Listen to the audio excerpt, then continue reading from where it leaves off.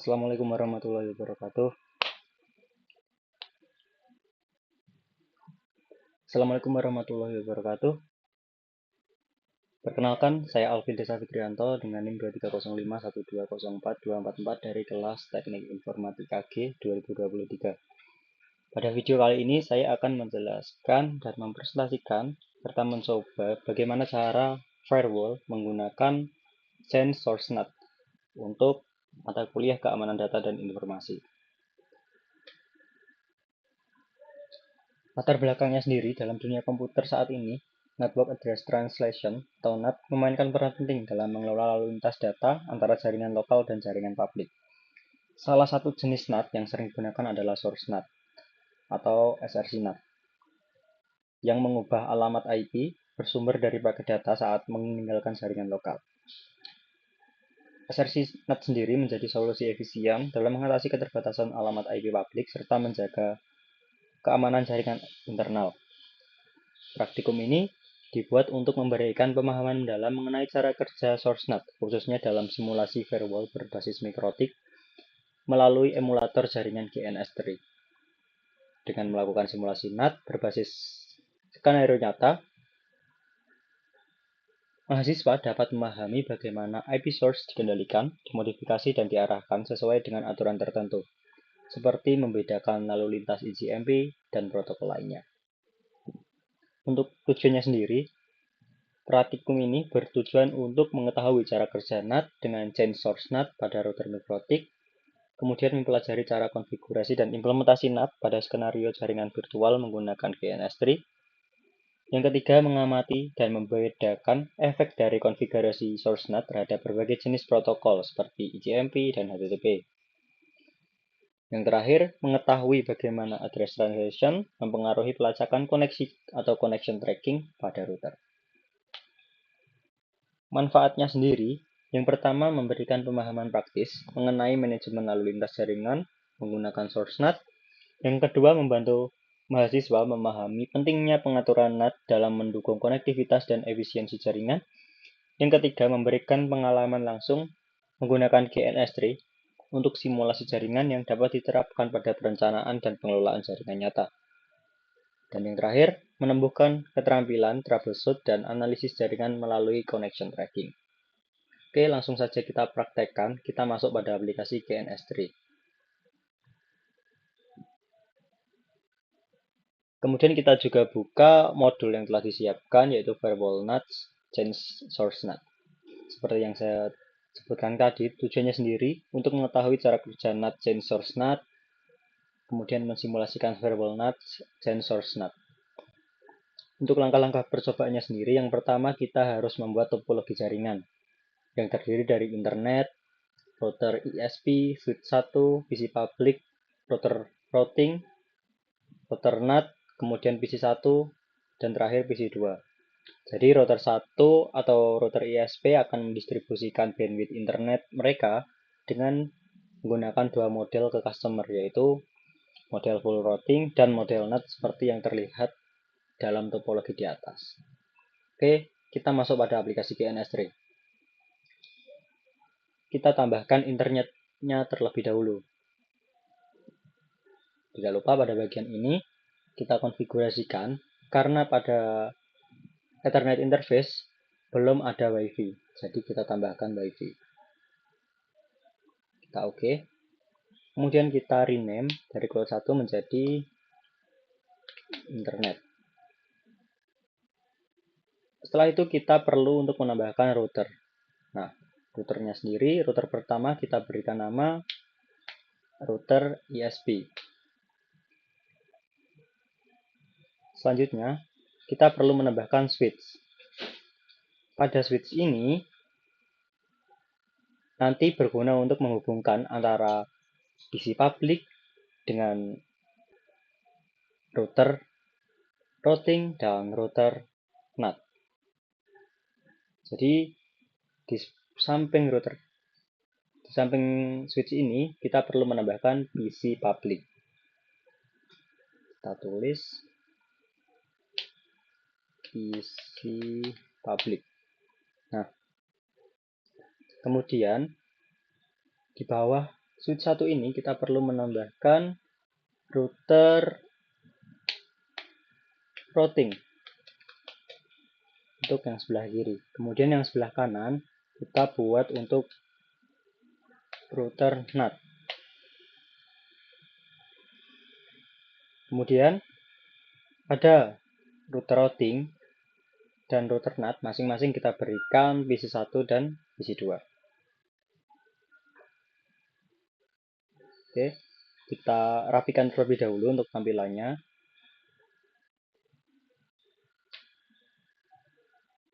Oke. Setelah itu kita perlu menghubungkan internet dengan router ISP menggunakan Wi-Fi. Kemudian PC public ke switch menggunakan Ethernet. Router routing ke switch juga menggunakan Ethernet. Router NAT ke switch. Router ISP ke switch. Routing ke PC1. Ethernet ke PC2. Nah, untuk tampilan topologinya seperti ini. Jadi sudah sesuai dengan gambar atau tampilan yang ada di modul tadi. Selanjutnya kita perlu menjalankan topologi ini agar bisa berjalan di virtual box. Jadi langsung kita start semuanya. Selanjutnya kita buka virtual box-nya. Nah, pada Oracle VirtualBox ini sudah ada tampilan router ISP, PC public, router routing, router NAT, PC1, PC2. Tapi perlu kita tunggu karena proses ini memerlukan waktu.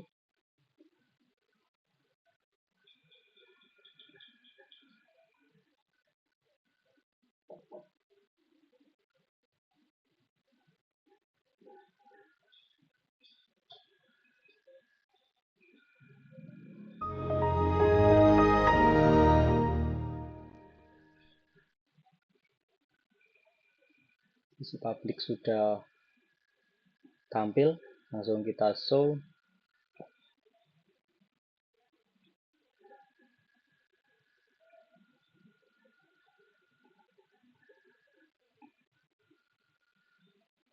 PC1,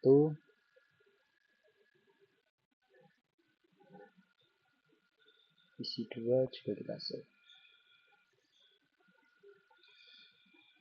Nah, semua yang ada pada topologi tadi untuk masing-masing device sudah berhasil kita run pada Oracle VirtualBox ini.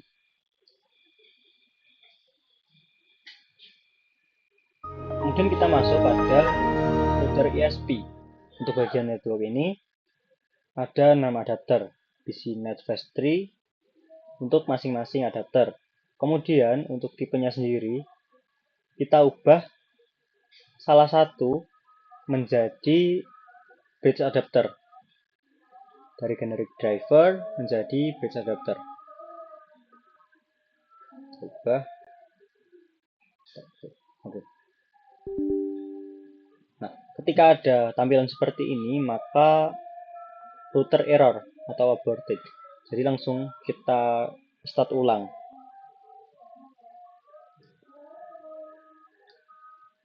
Sembari menunggu router ISP-nya kembali dijalankan, kita bisa masuk ke PC1 atau PC2 terlebih dahulu.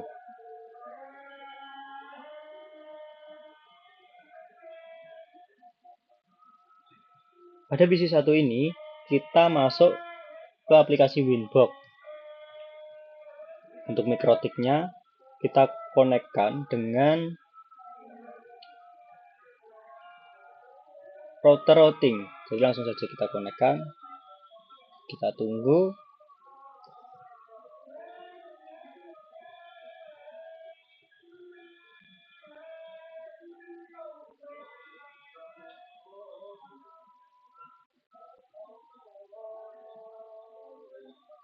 Oke, mikrotik sudah bisa terbuka pada PC1.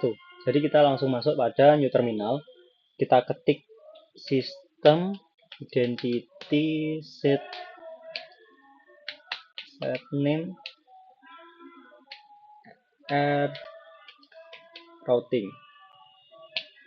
Ini. Nah, namanya sudah berubah. Kemudian pada PC 2 kita lakukan hal yang sama. Masuk ke Winbox, connect to Ethernet, kita konekkan, kita tunggu.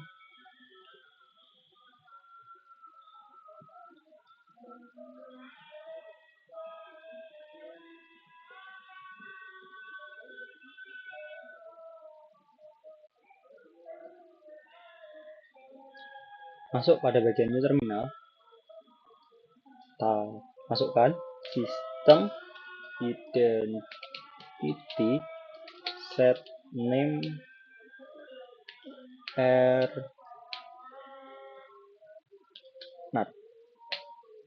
PC1 dan PC2 sudah berubah namanya pada Mikrotik untuk memudahkan pemrosesan selanjutnya. Kemudian untuk PC public, kita pilih yang identitasnya masih Mikrotik.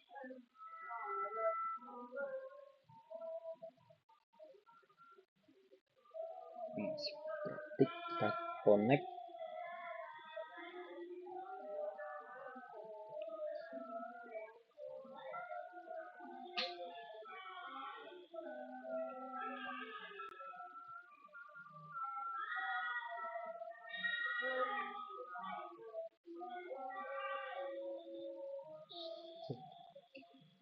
Kita lakukan hal yang sama, sistem identity set name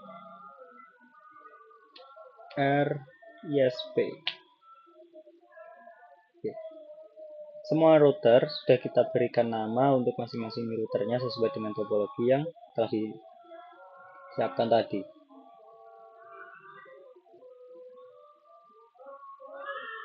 Kemudian setelah kita men-setting IP address router, kita juga perlu melakukan atau menambahkan IP address selanjutnya pada masing-masing router tersebut sesuai dengan langkah kedua. Jadi kita masuk ke router ISP dulu yang ada pada PC public. Kita langsung saja salin script yang telah disiapkan. Kita salin, kemudian kita paste pada terminal yang ada pada Mikrotik. Nah, IP address untuk router ISP sudah berhasil ditambahkan.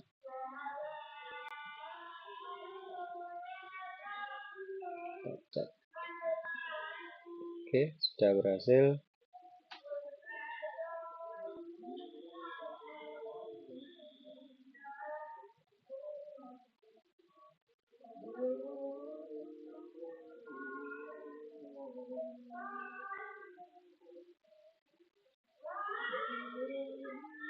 Selanjutnya kita masukkan IP address pada router NAT.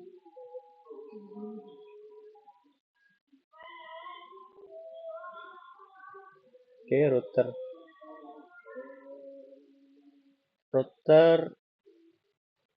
routing yang ada pada PC1. Di sini kita salin yang bagian atas.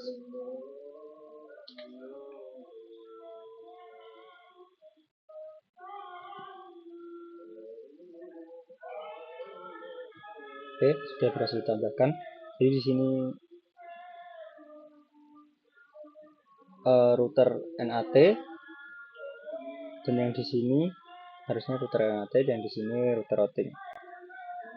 Jadi ini terbalik.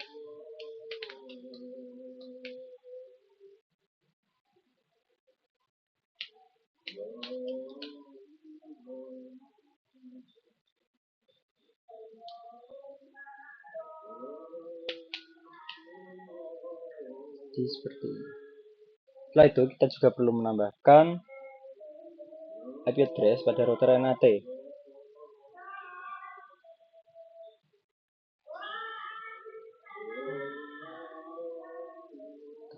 Oke, semua IP sudah berhasil kita tambahkan untuk masing-masing router. Tapi tidak selesai sampai situ, kita juga perlu menambahkan IP address untuk PC itu sendiri.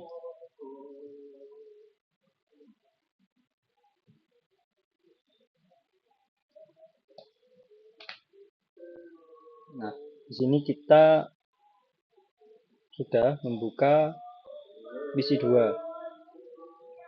Kita masuk pada network connection, kemudian local area connection, properties, internet protocol, kita double klik, use the following IP address.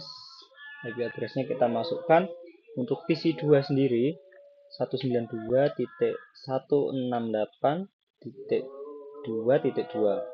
Subnet max-nya default gateway-nya 192.168.2.1. Untuk preference DNS server divisi 2 ini 172.20.20.9. Nah, oke. Selanjutnya kita masuk pada PC 3 atau PC public. Kita tambahkan juga.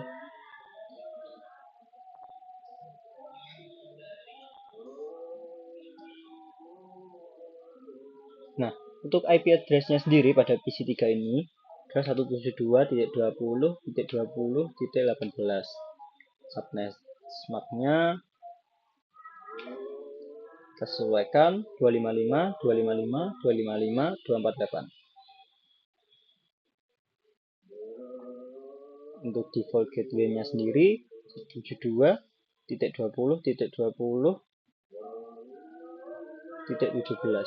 Begitu pula pada preference DNS server 172.20.20.17. Oke, sudah berhasil kita tambahkan. Selanjutnya kita perlu menambahkan juga IP address untuk PC pada PC 1.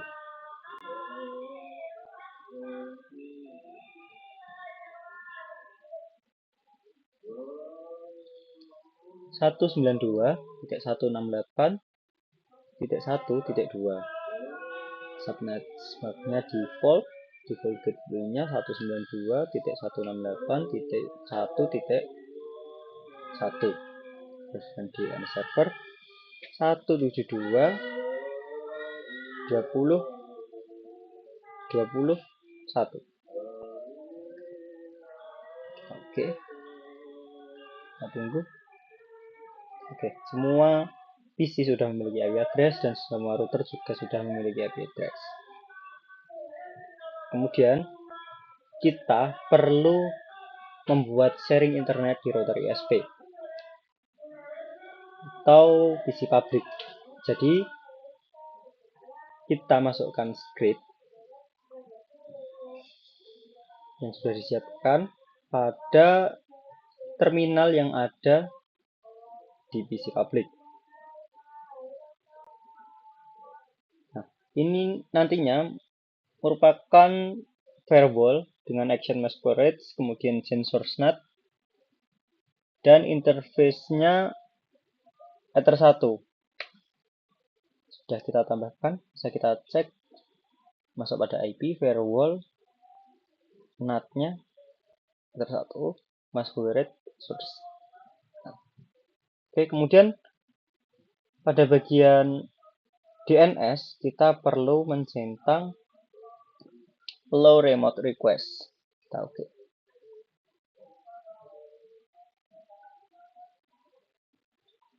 Nah, untuk mengecek apakah internet sudah berhasil masuk pada PC public ini atau belum, kita perlu cek di command prompt. Jadi langsung saja kita ping http. Nah, jadi internet sudah bisa berhasil. Kita ping 888 bisa mendapatkan atau menerima file. Kemudian kita juga perlu menambahkan table routing.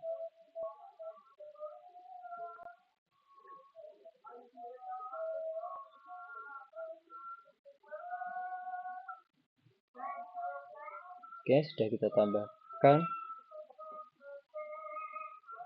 Kita cek untuk rutesnya sendiri. Nah, di sini untuk destination address 192.168.1.0/24 sudah bisa berhasil ditambahkan pada PC public. Kita juga perlu menambahkan table routing ini ke router routing dan router NAT. Kita masuk ke router routing. Kita tambahkan. Oke, routes sudah berhasil. Gateway 172.20.20.1 disable ether 1. Kemudian untuk router Ethernet masuk pada PC 2.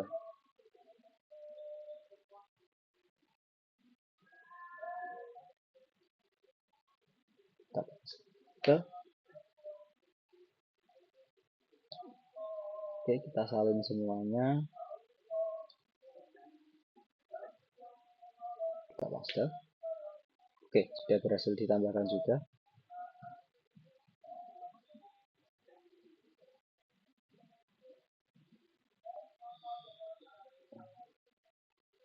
Tapi ketika kita mencoba ping dari PC 2 ini, kita tidak bisa mengakses 8.8.8. Kita cek dengan cara ping 8.8.8.8. Nah, terjadi RTO atau request timeout. Jadi kita perlu menambahkan NAT standar dengan action masquerade pada firewall.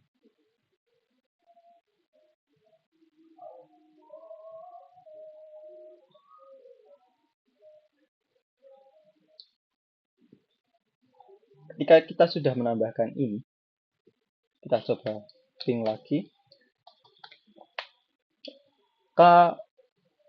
Kita bisa mengakses 8.8.8.8.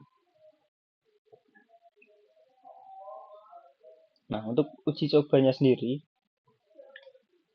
yang pertama kita ping dari PC 1, PC 2, dan PC public ke 8.8.8.8 dan memastikan semuanya terreply. Kita ulangi lagi pada PC 2 kali ini atau pada router NAT ini, kita ping lagi. Ping 8.8.8. Ada command prompt-nya.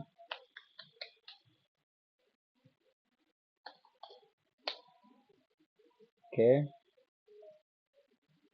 Bisa replay, kemudian pada PC 1 kita buat command prompt.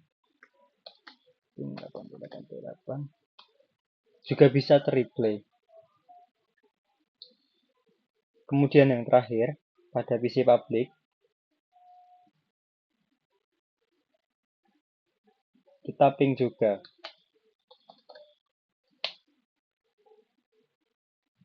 Semua uji coba ping dari PC 1, PC 2, dan PC public ke 888 semuanya berhasil terreplay.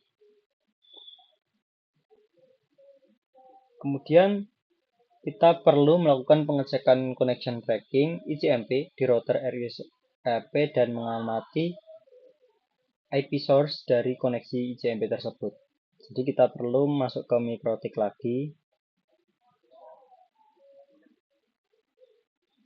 Kemudian firewall, kemudian connection. Nah, di sini ada source address-nya. Ini masih kosong. Jadi untuk protokolnya belum ada yang ICMP. Nah, kita bisa mengakses ICMP ini dari PC2. PC2 kita geser ke sebelah sini.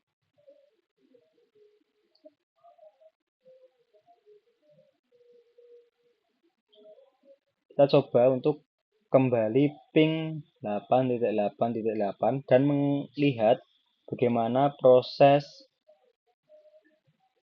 connection tracking di router ISP. Kemudian mengamati IP source dari koneksi ICMP tersebut. Kita ping 8.8.8, namun kita tambahi min T agar proses ping tidak berhenti.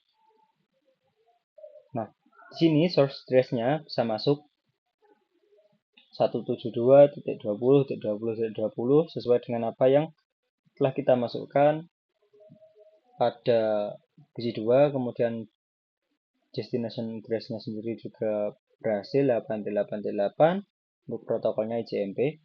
Kita lakukan hal yang sama pada PC1. Kita ping 8.8.8 min T.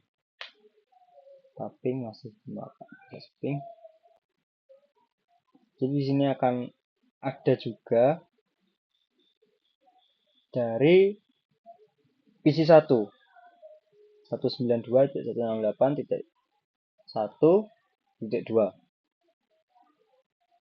dan tampilannya pun sama persis dengan apa yang ada di modul ini. Jadi source address, destination address, protokol. Jadi kita sudah berhasil melakukan uji coba yang pertama. Kemudian kita perlu melakukan pengujian yang kedua, yaitu melakukan perubahan setting pada router AirNAT. Disable atau hapus NAT yang ada di sebelumnya. Oke. Kita masuk ke PC2 ini. Kita stop dulu untuk masing-masing ping 88 tadi. Kita stop dengan cara Ctrl C.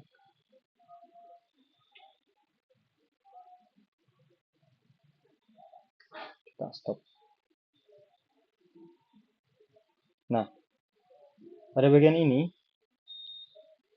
untuk verbal NAT ini yang ada pada PC2 kita disable terlebih dahulu.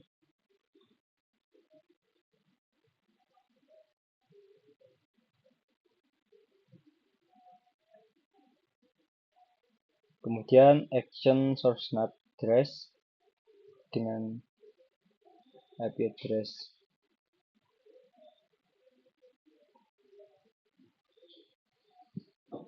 ini kita salin, kemudian masuk pada terminal.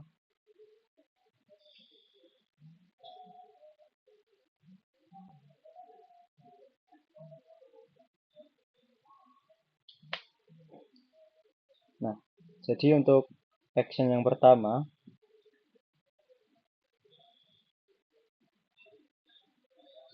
dan action yang kedua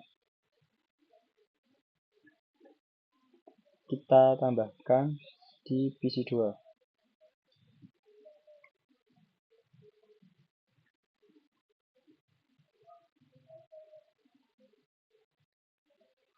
Kita tambahkan satu persatu.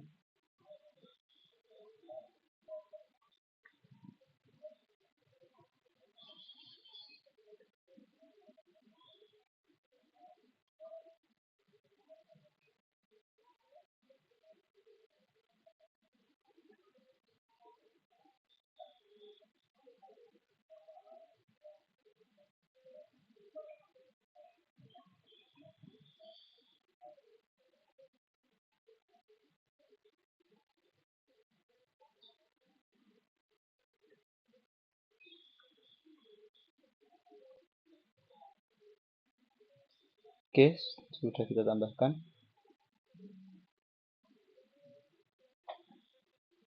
Kemudian action yang kedua.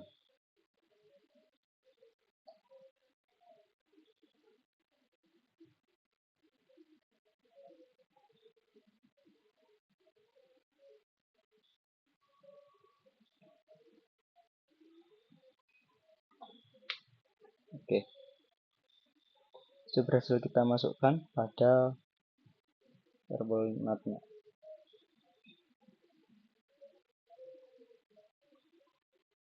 X-nya src,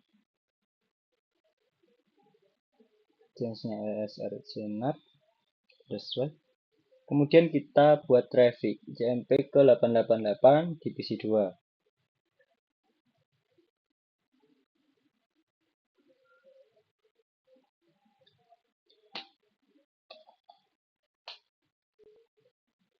Oke, bisa replay. Kemudian kita perlu membuat traffic ke mikrotik.com melalui HTTP. Jadi kita buka Mozilla Firefox yang ada pada divisi 2.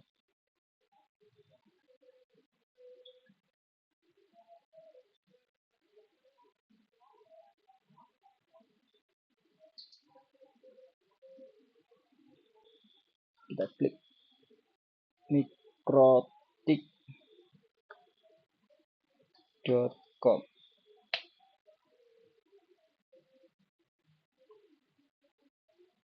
Oke, kita bisa mengakses mikrotik.com dari PC 2. Dan bisa kita amati di sini untuk source address-nya sendiri yang ada pada IP 172.20.20.10 itu merupakan connection tracking di router NAT dan di HTTP pada mikrotik.com.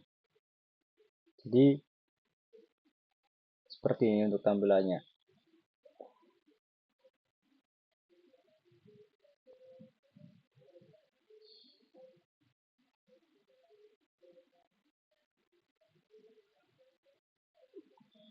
Jadi untuk kesimpulannya, simulasi NAT dengan chain source NAT memberikan pemahaman nyata tentang bagaimana verbal mikrotik memproses dan meneruskan lalu lintas jaringan berdasarkan konfigurasi NAT. Melalui percobaan ini, mahasiswa dapat melihat langsung bagaimana IP source berubah sesuai protokol yang digunakan, serta bagaimana pengaruhnya terhadap koneksi dan keamanan jaringan. Dengan memahami konsep dan implementasi ini, mahasiswa diharapkan mampu merancang konfigurasi jaringan yang efisien dan aman dalam berbagai skenario.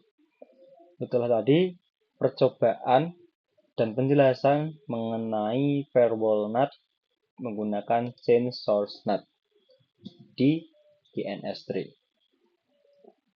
Demikian video yang bisa saya buat.